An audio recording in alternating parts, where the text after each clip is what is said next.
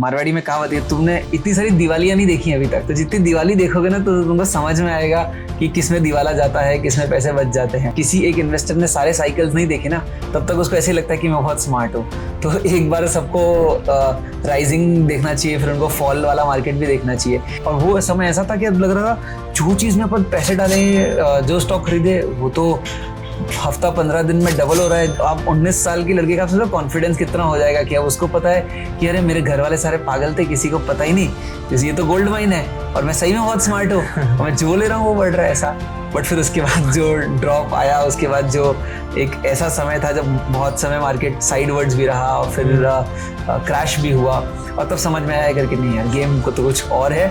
So Rahul, from investing, from businesses, how do you come up to content marketing? So a very interesting story with respect to how did I started. Hello everyone, welcome to a new episode of You, Me and Finance. Today we have a very special guest who is an investor at a very young age. He has been started some of the startups and he has very good interest in investing. So welcome to the show, Mr. Rahul Jain. Thank you. So Rahul, how are you feeling being at Pickrite, and how do you are feeling being at Bangalore today? So again, Bangalore has a very different vibe altogether, and Pickrite is amazing. I saw your website, your content, everything. You guys are doing really great. Thank you. And all the best. Welcome. So Rahul, from investing, from businesses, how do you come up to content marketing? So a very interesting story with respect to how did I started into this whole of investing thing.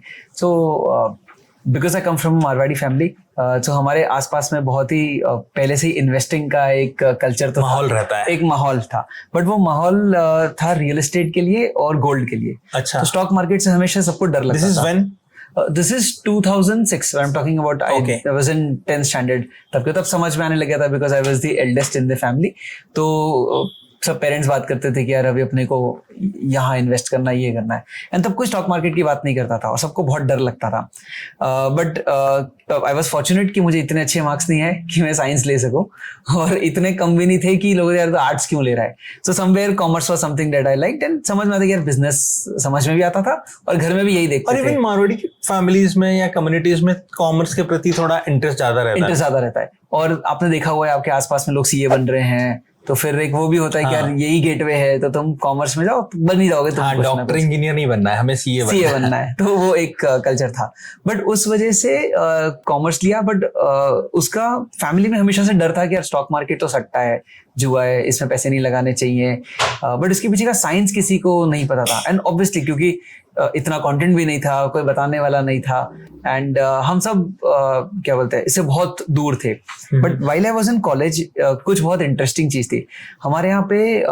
This is when I entered in college 2008 7-8। तो तब हमारे यहाँ जो computer lab था उसमें we had unlimited access. I didn't had computer back then in my house, but ये computer का access था, और उस पे मनी कंट्रोल की वेबसाइट एक और बंदा रेगुलरली आके चेक करता था। अच्छा। And he was my senior, और मैं उसके पास बैठे रहता था ऐसे ही। मैंने कहा ये इंटरेस्टिंग चीज है और कभी देखी नहीं इससे पहले। दूसरी एक और चीज थी कि हमारी लाइब्रेरी में इकोनॉमिक टाइम्स का सब्सक्रिप्शन आप पढ़ सकते थे, कॉलेज में जनरली रहता है ये लाइब्रेरी में। तो वहां से इकोनॉमिक टाइम्स पढ़ने लगे। एक सर ने कहा कि यार ये पढ़ लो अगर तुम्हें, और इकोनॉमिक्स नहीं समझ में आती थी 11th स्टैंडर्ड में, तो उन्होंने कहा अगर तुमने इसको रेगुलरली पढ़ोगे तो प्रॉब्ली 12th तक तो तुम थोड़ी बहुत इकोनॉमिक्स सीख जाओगे। अच्छा। तो वहां से इकोनॉमिक टाइम्स पढ़ना चालू किया, और ब्रेक और कॉलेज के बाद में मनी कंट्रोल देखना चालू किया, और ऐसी दूसरी सारी वेबसाइट थी। ये दोनों चीज के कॉम्बिनेशन से मार्केट में इंटरेस्ट आया। अच्छा। एंड तब चालू हुआ बुल रन।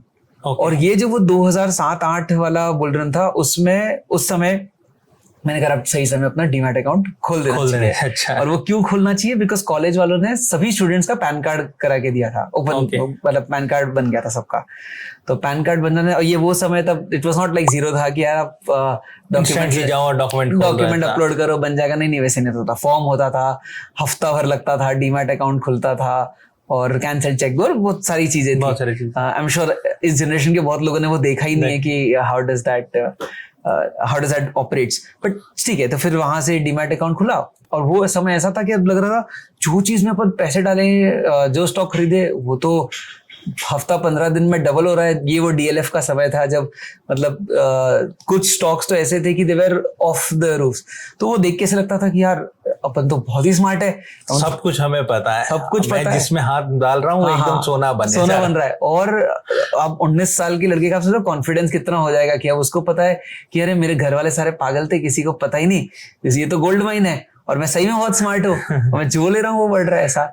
बट फिर उसके बाद जो ड्रॉप आया, उसके बाद जो एक ऐसा समय था जब बहुत समय मार्केट साइडवर्ड्स भी रहा और फिर क्रैश भी हुआ, और तब समझ में आया करके नहीं यार गेम को तो कुछ और है और हम जो थोड़ा और इन डेप्थ जानना चाहिए। अगर आप देखें इंडियन इंडस्ट्री में ना पर्टिकुलरली इन्वेस्टिंग सेक्टर में बहुत सारे यूजर्स लास्ट 3-4 साल में आए हैं और वो भी ना करेंटली यही मीडस टच वाला एक्सपीरियंस कर रहे हैं, क्योंकि वो जिसको टच कर रहे हैं वो ऑलमोस्ट 3 गुना 4 गुना 5 गुना, मतलब if you name a stock it has become a multibagger. तो उनको लगता है कि picking multibagger is very very easy. Even I do not need a fund manager today, and some of the time they feel that even my funds are performing poorer compared to my portfolio. Mutual funds are poorer than my portfolio. तो इस तरह का लोगों के मन में है। So how do you see that has changed between 2008 and now at 2024?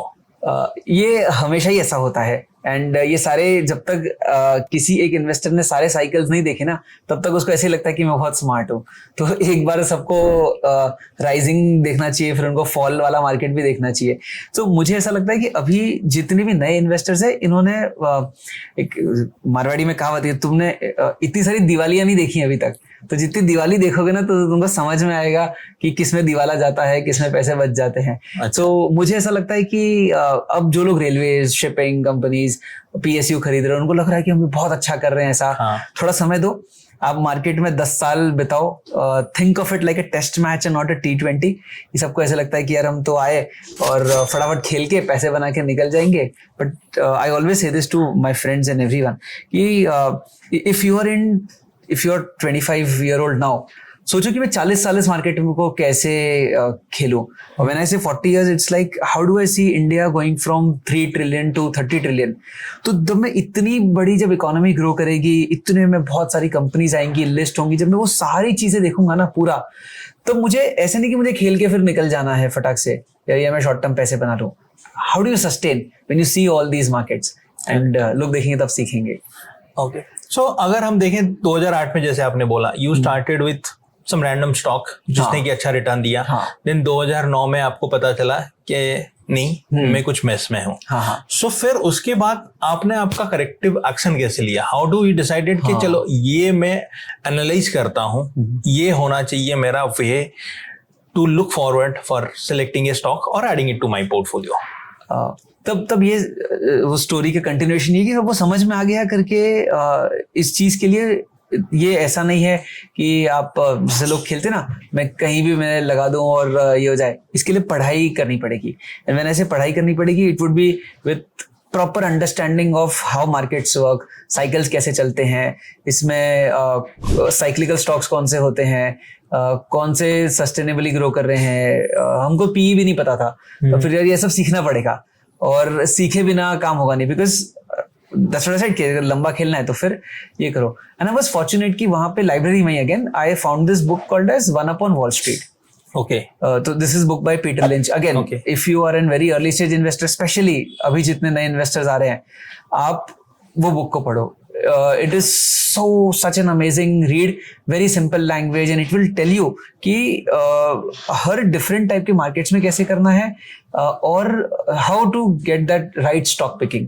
So it talks about business cycles, or it talk about sectoral movements? Everything. So it will talk about different type of companies. So Peter lynch का कहना है कि सभी companies एक जैसी नहीं होती हैं, कुछ साइक्लिकल्स होती हैं, कुछ शैलो साइक्लिकल होंगी आपको, और वो इंडस्ट्री पर डिपेंड करता है। एयरलाइंस क्यों पैसे नहीं बना के देती है किसी को भी, हॉस्पिटल कंपनीज में अगर आपको इन्वेस्ट करना है तो उनका कैपेक्स कैसे डिपेंड करता है कि वो उनके स्टॉक प्राइस के ऊपर। तो ये सारी चीजों का कोरिलेशन स्टॉक, इंडस्ट्री साइकिल्स और मार्केट क्या चल रहा है, वो तीनों के कॉम्बिनेशन से आपको समझ में आएगा। So it gives a very holistic approach. So Rahul, एक चीज ये बताइए कि आज ए न्यू इन्वेस्टर, मैं कैसे पता लगाऊं कि कौन से कंपनी में इन्वेस्ट करना चाहिए? मेरे को तो मैंने एक पीक देख लिया, उसके बाद हो सकता है कि क्रैश आ जाए। उसके बाद जब मुझे पता चलेगा कि नहीं, now I have to seriously think of this, तो मैं कैसे अपने सेक्टर्स सोचूं? सबसे पहली चीज, you have to be student of the market. आपको मार्केट में रह के ये चीज तो पक्का है कि आपको रेगुलरली सिर्फ न्यूज से नहीं, आपको अपने कॉन्सेप्ट्स और अपने थॉट प्रोसेस को भी रिफाइन करना पड़ेगा। जैसे बुल रन जब चल रहा था तब मैं बहुत ज्यादा मोमेंटम स्टाइल ऑफ ट्रेडिंग करता था, क्या खरीद लो, जो मोमेंटम में चल रहा है वो खरीद लेंगे। फिर मुझे समझ में आया भी कुछ कंपनीज ऐसी हैं जो उनके हिस्टोरिकल इससे बहुत सस्ते पीई पे अवेलेबल है एंड इनकी वैल्यूएशन अभी चीप हो गई है, तब मैं वैल्यू इन्वेस्टर बन गया। अच्छा। और ये वो ट्रांजेक्शन में जो वैल्यू में जो खरीदी, वो 2-3 साल बाद में जब मार्केट ने रियलाइज की इसकी वैल्यू अच्छी है तो वो फिर बढ़ गई। तो अपना खुद का स्टाइल आपको चेंज करना पड़ेगा। सबसे पहले तो पता करना पड़ेगा कि आपका स्टाइल क्या है, what kind of investor are you. दूसरा, अब जो मार्केट चल रहा है, जब बुल रन चल रहा है, आप सोचो कि मैं तो सस्ते पी के स्टॉक्स खरीदूंगा तो आप पैसे नहीं बना पाओगे, तो उस टाइम पे आपको मोमेंटम स्ट्रेटेजी यूज करनी पड़ेगी। तो पहले समझना कि मेरा स्टाइल क्या है। दूसरा, अभी कौन सा स्टाइल चलेगा, उस हिसाब से अपनी ट्रेडिंग स्ट्रेटेजी को चेंज करना। एंड फिर उसके बाद में you have to back test की, जो मैंने किया, am I beating the market, या फिर जो मैं कर रहा हूँ, अगर इतना ज्यादा इसमें दिमाग लगा रहा हूँ, इससे अच्छा किसी फंड मैनेजर को पैसे दे दूं और मैं खुद की सैलरी को डबल करूं। तो that you have to decide कि और जैसे आपने बोला कि मैं किसी फंड मैनेजर को पैसा दूं, या ये सब करने के लिए मेरे पास इधर टाइम नहीं है, हाँ, या फिर मैं समझ नहीं सकता हूँ ये सब, क्योंकि सबका अलग अलग वे ऑफ अंडरस्टैंडिंग होता है। सब हर चीज में एक्सेल नहीं कर सकते। कोई अपने काम पे बहुत बढ़िया हो सकता है बट शायद इस पे ना हो। राइट। तो ऐसा कोई सिंपल फॉर्मूला है जिसको मैं ऐसे पकड़ लूं और इसके थ्रू अगर मैं अपना इन्वेस्टिंग स्टार्ट करूं, देन बहुत ज्यादा चांसेस है कि I will be successful. Okay, तो एक बहुत बढ़िया तरीका है ढूंढने का, that has worked for me, और वो मैंने ये वन अपॉन वॉल स्ट्रीट वाली बुक से ही लिया है। वो कि आप अपने आसपास में देखो and you will find lot of such companies around. And जैसे मैं मेरा एक एग्जांपल लेता हूँ, मैंने इस बुक के अंदर पढ़ा था करके, if you see around you will find common brands, and वो ब्रांड्स का फिर तुम जाके चार्ट देखो एंड यू वुड अंडरस्टैंड कि ये जो दुनिया में चल रहा है क्या इसके चार्ट प्राइस में ऐसा रिफ्लेक्ट हो रहा है कि नहीं। एग्जाम्पल, तो मैं ना in my second year of college, I was waiting for my parents outside an temple. मंदिर के बाहर बहुत सारे चप्पल थे, जनरली जो आपने देखा बहुत सारे भीड़ लगी हुई थी, और मैं खड़े खड़े वेट कर रहा था, कुछ करने के लिए था नहीं। तो मैंने देखा यार ये चप्पल रिलैक्स का है, ये स्पार्क्स का है, ये बाहमास का है, एंड मैंने पढ़ रखा था कहीं पे कि तीनों ब्रांड्स एक ही के हैं। अच्छा। और फिर जाके घर जाके मैंने कहा अब वो क्यूरियोसिटी हमेशा से थी कि तुम आसपास में देखो, तुम्हें कुछ ना कुछ तो मिलेगा। तो मतलब आसपास के देखने के साथ साथ आपके अंदर थोड़ा बहुत क्यूरियोसिटी होना चाहिए। हाँ, ऑब्वियसली, नहीं तो नहीं होगा। तो फिर क्या होगा कि हम बहुत कुछ ऑब्जर्व करते हैं लेकिन सब कुछ हम एक्शनेबल नहीं कर पाते क्योंकि we are not putting that into action. तो मैंने देखा कि यार ये चीज तो सब जगह सेम है। अब क्या सही में इसकी सेल इतनी बढ़ रही है कि मुझे ही दिख रहा है? और ऐसा होता है कभी कभी आप कोई चीज देखने लगा तो फिर हर जगह वही चीज दिखती है आपको। करेक्ट। तो फिर मैंने कहा इसको चार्ट में जाके देखते हैं, और तब चार्ट पढ़ना सीख ही रहे थे, शुरू ही हुआ था। मैंने कहा इतना पता है कि ये ऊपर जा रहा है और वॉल्यूम्स इतने नहीं है बट प्राइस ऊपर जा रहा है। मैंने कहा ये कुछ बहुत अच्छी चीज हो रही है और इसको खरीद लेते हैं। तब अपने पास जो पॉकेट मनी थी 20-25 हजार रुपए जमा किए थे सारे, आई बॉट दैट।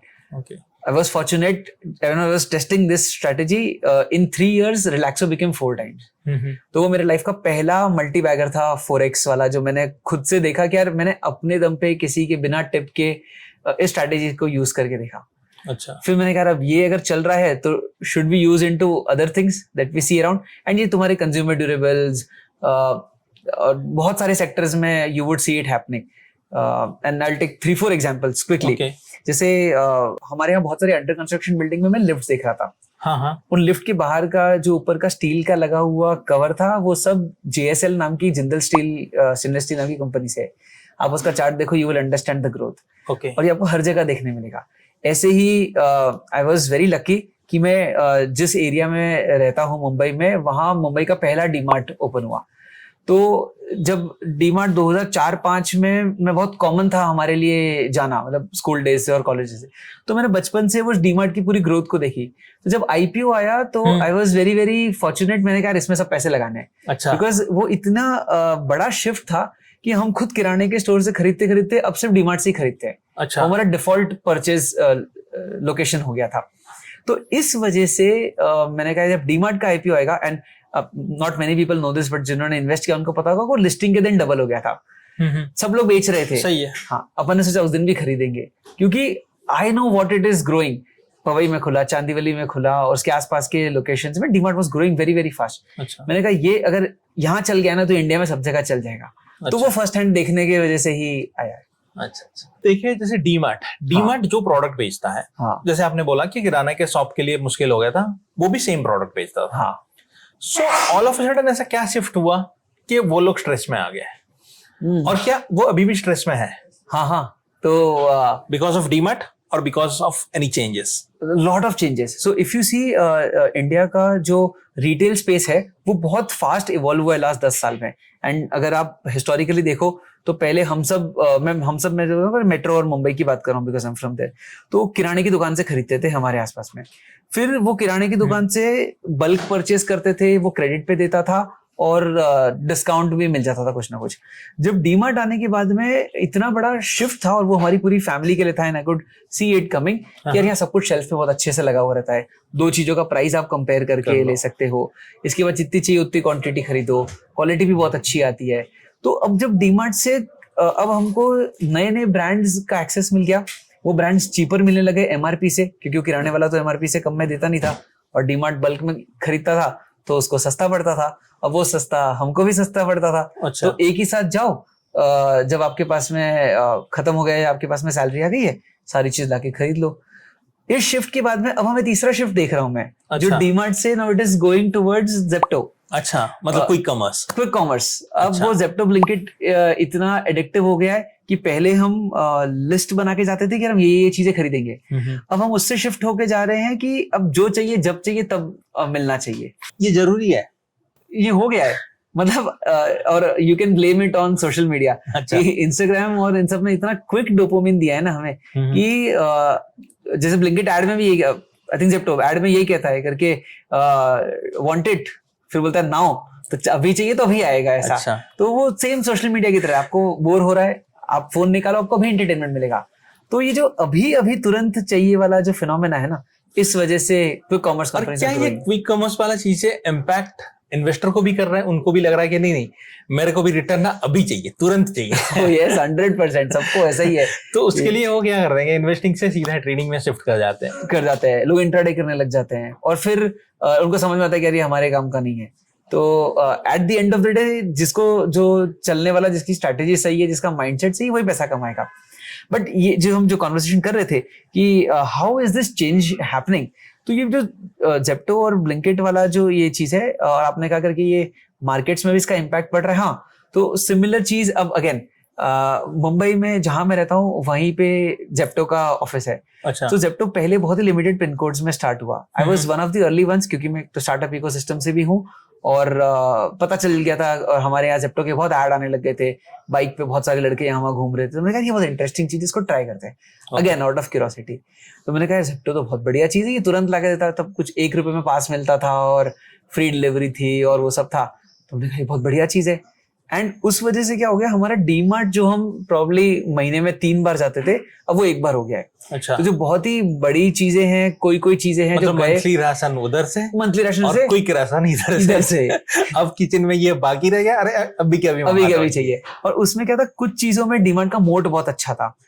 जैसे अब मुझे पता है कितना भी अच्छा चने की दाल या मूंग की दाल खरीदिए, डिमांड का अच्छा ही मिलेगा, तो वो सब तो हम अभी वहीं से खरीदते हैं। लेकिन जो ब्रांड मुझे पता है कि जैसे एग्जाम्पल नेस्ले की किटकैट है, अब वो किटकैट तो चाहे ब्लिंकिट बेचे, चाहे जेप्टो बेचे, चाहे डीमार्ट बेचे, चाहे किराने वाला बेचे, सब एक जैसे ही बेचने वाले हैं, आने वाला तो सब नेस्ले से ही है। तो फिर वो जहाँ सस्ती मिले वहां खरीदूंगा। तो ये जो वो शिफ्ट आया ना, अब वी आर बाइंग दैट। तो उसका इम्पैक्ट कैसे हुआ, I could see Zepto very early. तब ये न्यूज आई थी मार्केट में कि Zomato acquired Grofers which they changed it to Blinkit. Okay. तो which is around a year ago, हाँ, year and half. 1.5 year ago something। और तब ये जो जेप्टो ग्रो कर रहा था, साथ साथ में ब्लिंकिट भी ग्रो कर रहा था। आप लास्ट 1.5 साल का जोमेटो का चार्ट जाके देखो, आपको 50 रुपए का जोमेटो 200 का हो गया, बिकॉज ये 4x का जो ग्रोथ हुआ। And I was also again fortunate to buy it very early. It's because मैं अपने आसपास देख रहा था कि क्या चीजें चेंज हो रही है। सो ये स्ट्रैटेजी जो 10 साल पहले भी रेलेवेंट थी, मुझे लगता है आज भी रेलेवेंट है। You have to see where the. अगर मैं आपको ऐसे पूछूं कि आपने बोला कि मैं डीमार्ट का बिजनेस देखा था। हाँ। जैसे ही आईपीओ आया मैंने तुरंत पैसा लगाया, पूरा फैमिली के अकाउंट से लगाया। हाँ आज के दिन में अगर जेप्टो का आईपीओ आएगा, क्योंकि people are thinking of IPO, हाँ। इन्वेस्टिंग इनटू आईपीओ, हाँ। तो आप क्या करोगे? क्या जेप्टो लगता के है आईपीओ में लगाएंगे क्या? डिपेंड्स किस वैल्यूएशन पे आता है। तो अगेन वो वैल्यूएशन वाला हैट हमेशा रहेगा ही कि पता चला 200 के पी पे आया, हमको नहीं खरीदना है। बट अगेन डिपेंड करता है कि if are they keeping some juice left for the investors. अगर नहीं रखते तो फिर देखा जाएगा।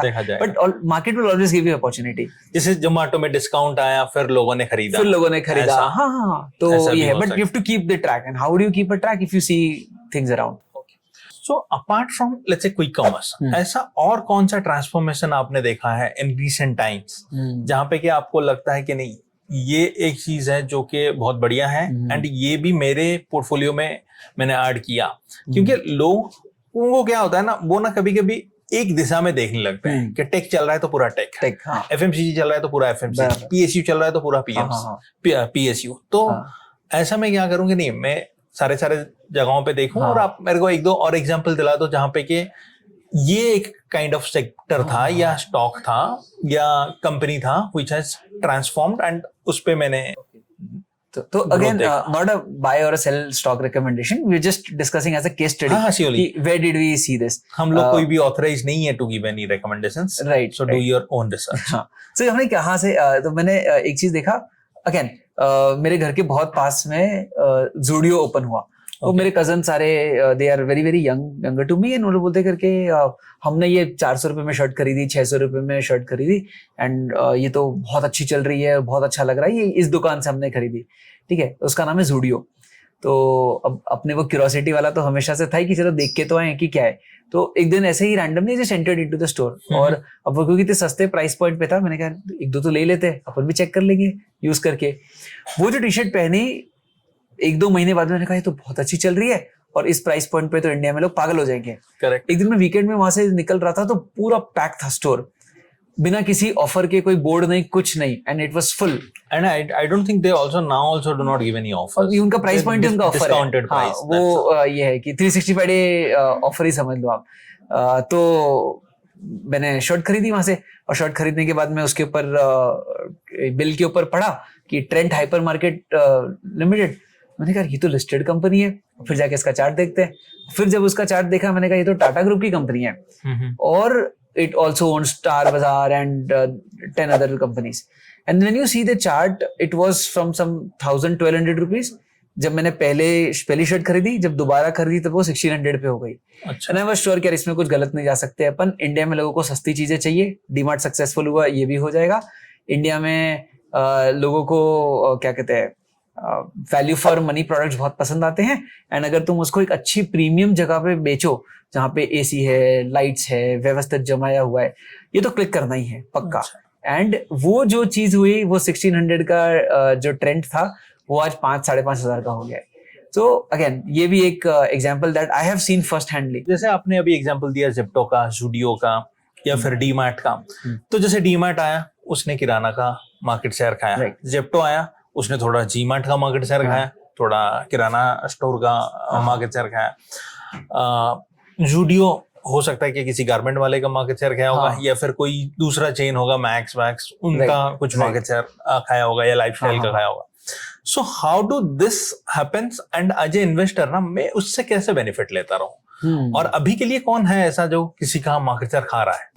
अभी तो ऐसा हो गया ना कि जो कंपनीज बहुत ज्यादा बड़ी हो गई है, उनको सबका ही मार्केट शेयर खाना है। अच्छा। तो जैसे अगर आप telecom, everything, so doesn't matter कि हम क्या करते हैं। तो पहले ऐसा था करके, एग्जांपल टेलीकॉम आपने बोला इसीलिए कि एयरटेल ऐसा कहता था करके we are a telecom service provider. अब वो कहते नहीं, ओटीटी भी हमारा होगा। अच्छा। तो now they are practically they want to own everything.